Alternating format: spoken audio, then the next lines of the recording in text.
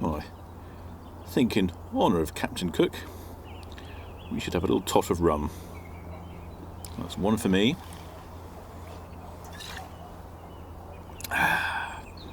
And one for the captain.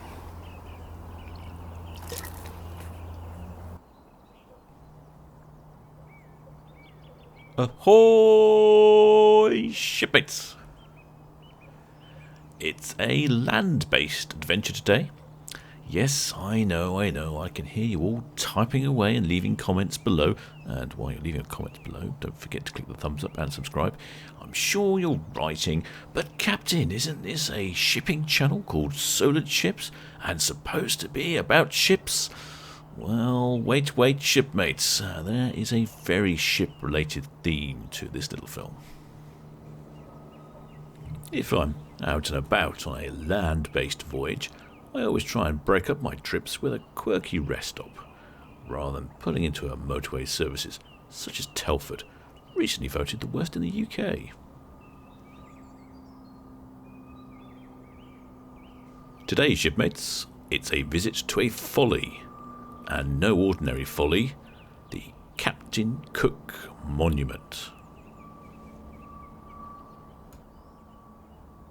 Now, for those shipmates not in the UK, you may not be familiar with a folly. Well, a folly is a totally useless building designed to look attractive at the bottom of your country estate when viewed from your manor house. Follies come in all shapes and sizes, as long as they are useless. Some look like they are ruins, but that's just the way they were built. The Victorians were fond of the twee buildings littering the landscape. They even corrected Stonehenge, as it was a little wonky for their tastes, and set the stones in cement to stop them falling over again. You can find follies that are thin, old, broken, short, small, fancy, Roman, and even tall. In fact, there are over 1,700 follies in the UK. There'll always be one to find on your land-based travels. Check out the folly map for more information. See link in description. My favourite folly being a local one, the Sway Tower, which towers over the New Forest at a height of 218 feet. There's even a home at the base, with a swimming pool and a tennis court. I suppose that doesn't really make it a folly. Today, shipmates, we're seeing the folly of James Cook, who was a British explorer, navigator, cartographer and captain in the British Royal Navy, famous for his 3 voyages between 1768 and 1779 in the Pacific Ocean and to Australia in particular. He made detailed maps of Newfoundland prior to making the 3 voyages to the Pacific, during which he achieved the first recorded European contact with eastern coastline Australia and the Hawaiian Islands, and the first recorded circumnavigation of New Zealand.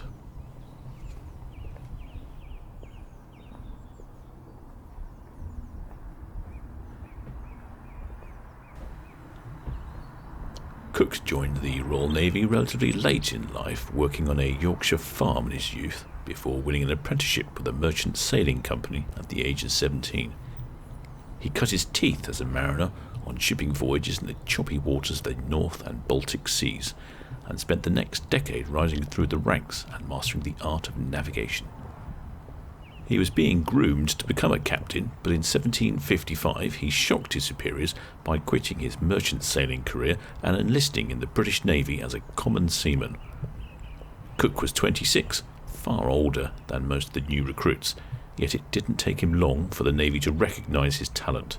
He was promoted as ship's master in only 2 years, and later became one of the first men in the British naval history to rise through the enlisted ranks to take command of his own vessel.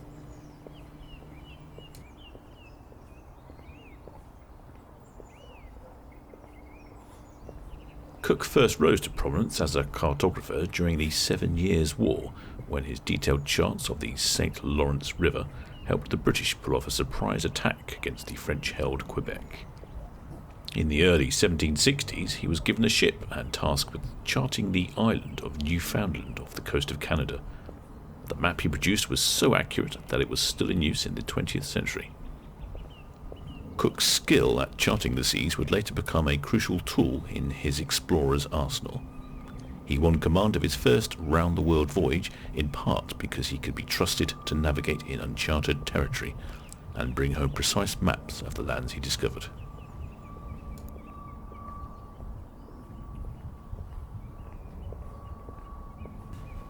Cook's career as an explorer began in August 1768, when he left England on HM Bark Endeavour with nearly 100 crewmen in tow. Their journey was ostensibly a scientific expedition. They were charged with sailing to Tahiti to observe the transit of Venus across the face of the sun, but it also had a hidden military agenda. Cook carried sealed orders instructing him to seek out the Great Southern Continent, an undiscovered landmass that was believed to lurk somewhere near the bottom of the globe. The explorer followed orders and sailed south to the 40th parallel, but found no evidence of the fabled continent. He then turned west and circled New Zealand, proving it was a pair of islands and not connected to a larger landmass. Cook would later resume his search for the southern continent during his second circumnavigation of the globe in the early 1770s, and came tantalizingly close to sighting Antarctica before pack ice forced him to turn back.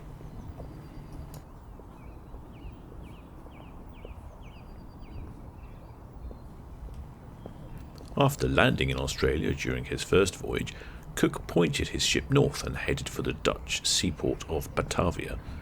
Because he was in unmapped territory, he had no idea he was sailing directly into the razor-sharp coral formations of the Great Barrier Reef. On June 11th, 1770, his ship Endeavour slammed into a coral reef and began taking on water, endangering both his crew and his priceless charts of Pacific discoveries. Cook's men frantically pumped water out of the holds and threw cannons and other equipment overboard to lighten the ship's weight. They used an old sail to try and plug a hole in her hull. After more than 20 desperate hours, they finally stopped the leak and limped toward the Australian coast. It would take Cook nearly 2 months of repairs to make his ship seaworthy again.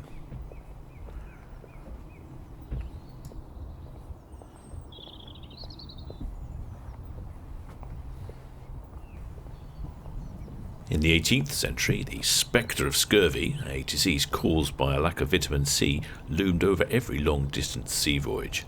Cook, however, managed to keep all the 3 of his expeditions nearly scurvy-free. This was particularly because of his obsession with procuring fresh food at each of his stops, but many have also credited his good fortune to an unlikely source: sauerkraut. While Cook didn't know the cure or curse of scurvy, he did know that the nutrient-rich pickled cabbage seemed to keep the disease at bay, so he bought several tons of it on his voyages. His only problem was getting the crew to eat it. To trick them, Cook simply had sauerkraut dressed every day for the officers' table. When the enlisted men saw their superiors eating it, they assumed it was a delicacy and requested some for themselves.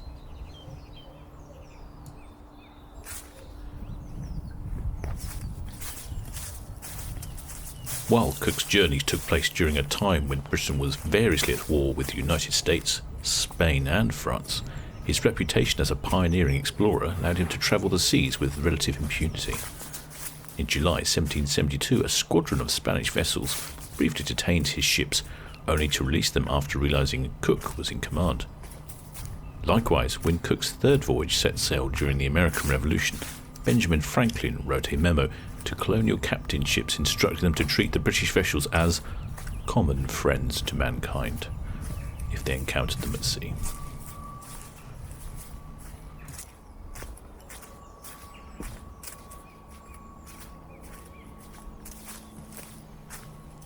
In 1776, a 47-year-old Captain Cook set sail on his third voyage of discovery, this time a search for the elusive Northwest Passage in the Arctic. After travelling halfway around the world, he led the ships HMS Resolution and Discovery on a perilous survey of the upper coasts of Western Canada and Alaska. Cook came within 50 miles of the western entrance to the passage, but his attempts to locate it were ultimately thwarted by freezing weather, violent currents, and heavy ice flows in the Bering Sea. When the extreme conditions drove his crew to the brink of mutiny, Cook reluctantly turned south for the summer. He would die before he had chance to resume his search.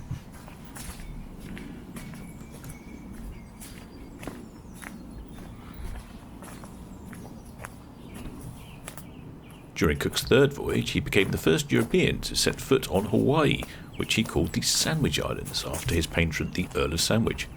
Hawaiians at Kikilakwa Bay celebrated Cook's January 1779 landings with joyous celebrations, and for good reason. By some strange coincidence, the explorer's arrival coincided with the annual honouring of the Hawaiian fertility god Lono. Since the natives had never seen white men or massive sailing ships like Cook's, they assumed he was their deity and lavished him with feasts and gifts. The Europeans responded by greedily stripping Kilakakua of food and supplies, but when one of the Cook's sailors died from a stroke, the natives realised the strangely dressed Europeans weren't mortal after all. From then on, Cook's relationships with the Hawaiians became increasingly strained.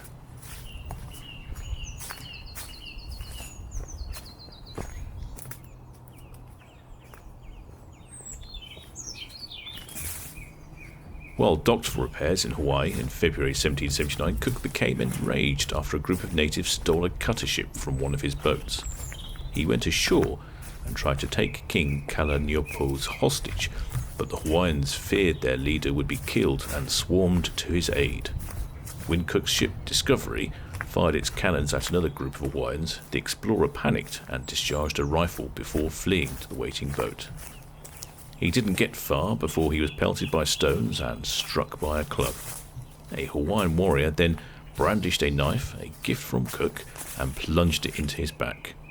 Cook fell into the surf and was repeatedly stabbed and bashed with rocks. After he perished, the Hawaiians ritualistically prepared his corpse as they would of that of a king. They preserved his hands in seawater and then roasted the rest of his body in a pit before cleaning his bones.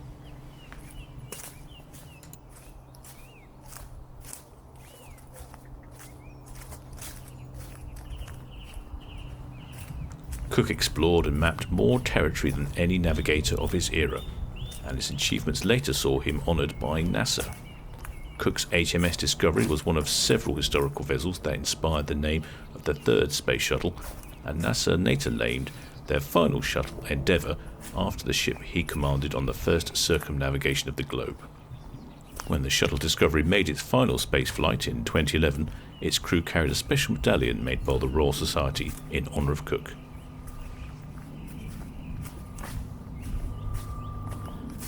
Well, shipmates, hope you liked that a little bit of history and about Captain Cook. We're almost at Captain Cook's monument, just around the corner, behind these bushes. The monument itself is located in the grounds of the Vache Manor House. 86 acres of lush countryside here in the village of Chalfont St Giles in Buckinghamshire, just to the west of London. And here is the monument itself, surrounded by a moat. Very fitting for Captain Cook. Oh, and I think I appear to have scared a duck off, clearly enjoying the moat. The moat itself symbolises water, as the monument sits on an island all by itself.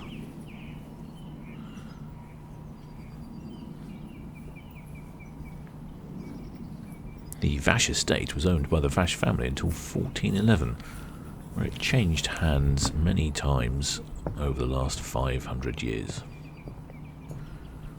One of the owners was the Admiral Sir Hugh Palliser, who bought the property in 1777 and lived there until his death in 1796. He was a patron of Cook as captain of the Eagle, on which Cook was master's mate, as Governor of Newfoundland when Cook was conducting his surveys of the coast, and later as Comptroller of the Navy. As you can see, this is the monument, and the sphere on the top is a globe. If you look carefully, there are lines of longitude and latitude etched on the monument to the memory of Captain James Cook. It's increasingly difficult to read the text. It appears some youths have been here and vandalised it. Get a great view from the air. A You can see the lovely circular moat.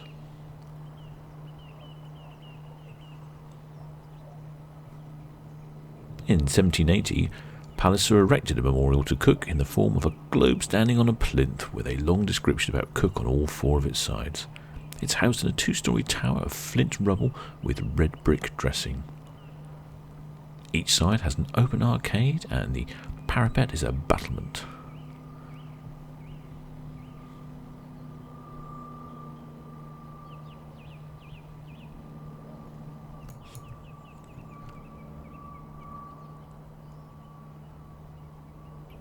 Take a little trip inside the monument. On the right hand side you'll find a staircase that takes you to the top of the monument up to the battlements. There you can see Vache Manor in the distance, not open to the public unfortunately. The monument itself and the path were disputed in the 90s when Vache Estates took over and said that the public path was not accessible. Solicitors' letters were written and it was reopened to the public, so we can all enjoy it. Well, I hope you enjoyed this one, shipmates. Slightly different to usual. Hope we've all learned something about Captain Cook. I certainly have. If you enjoyed this video or any of my videos, just remember to subscribe. And thank you to all my patrons, PayPal supporters and channel members. Until next time, shipmates.